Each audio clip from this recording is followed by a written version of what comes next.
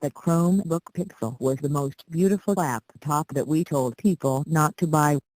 With machined aluminum chassis, pixel-dense screen and a spacious keyboard, it had a design that in some ways outmatched even the Retina display MacBook Pro. The problem?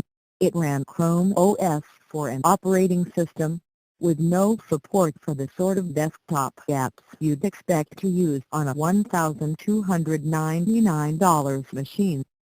Speaking of the sort, it cost $1,299.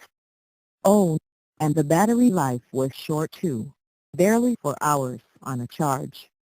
So much for having a portable machine you could take anywhere. It was, as we said at the time, a lovely thing that everyone should try to experience, but few should seriously consider buying. Though the Pixel looks the same as its predecessor, it feels like a big improvement, thanks to its tripled battery life and lower price.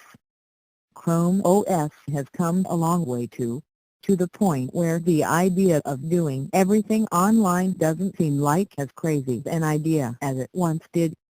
That said, as well designed as the Pixel is, $999 is a lot to pay for a laptop that only runs Chrome OS, especially when comparable Mac and Windows machines can run all manner of desktop apps, including the Chrome browser.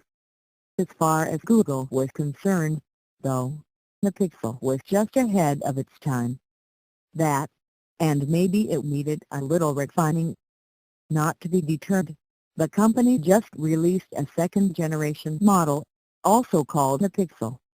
The idea, as Google explains it, is that it keeps everything people loved about the original, while correcting everything that made it a tough sell.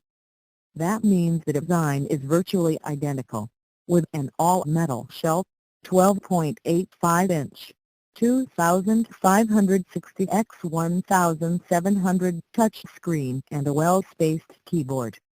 This time, though, the battery is rated for 12 hours, partly thanks to Intel's latest core processors, and there are two reversible USB Type-C ports like the kind used on the new MacBook announced earlier this week, except in this case, there are some regular USB connections too.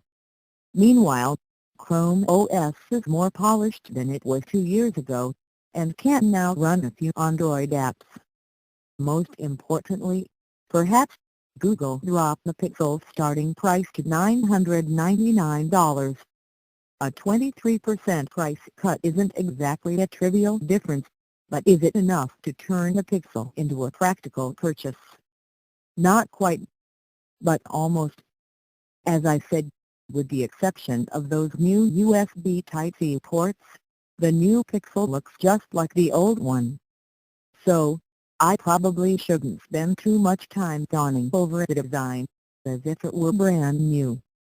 That said, I want you to understand how well crafted, how delightful to use this thing is. The aluminum chassis here isn't just reminiscent of a MacBook, but actually better made in some ways, with a softer finish and a denser body that feels weightier in hand. In fact, it weighs less than the 13-inch Retina MVP, 3.3 pounds versus 3.48. As before, there's a thin lead strip on the lid, except now, you can double-tap it to see roughly how much battery life you have left. Up to 4 bars will light up.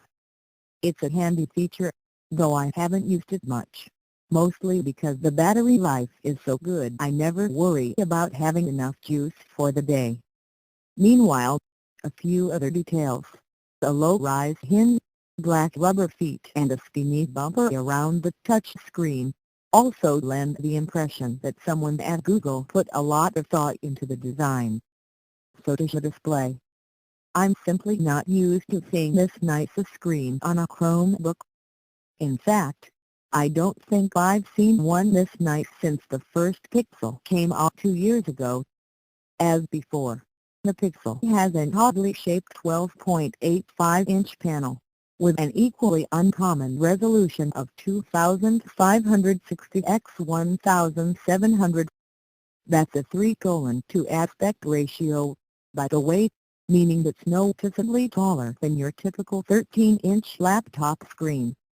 Indeed, thanks to those extra vertical pixels, the screen density comes out to an impressive 239 ppi, making it ever so slightly sharper than the 13-inch Retina display MacBook Pro 227 ppi. Not that you can spot the difference. As it turns out, too, that Retina MVP comparison is an apt one, and not just because of their similar screen resolution, the quality is on par, too. In addition to being sharp, the Pixel's display boasts rich colors and wide viewing angles, even despite the touchscreen's glossy finish. The visibility is so good, in fact, that when my seatmate on a recent flight asked me to open the window shade, I could make out the contents of the screen, even with sunlight streaming in next to me. My only concern is that the tall display could be a problem for travelers stuck in coach. As it happens, I was seated in economy plus on a newer plane, and the person in front of me was kind enough not to recline, but I bet that on a smaller aircraft and with less considerate neighbors things would have gone differently. Heck, even with the 13-inch Air, which has a lower slot screen, I've had problems using it in coach. Google's "if it ain't broke, don't fix it" philosophy applies to the keyboard as well. For all intents and purposes, this is the same tactile, well-spaced keyboard as last time, with one exception: whereas the row of function keys used to have a stiff feel, they now have the same shape as all the other buttons on the keyboard.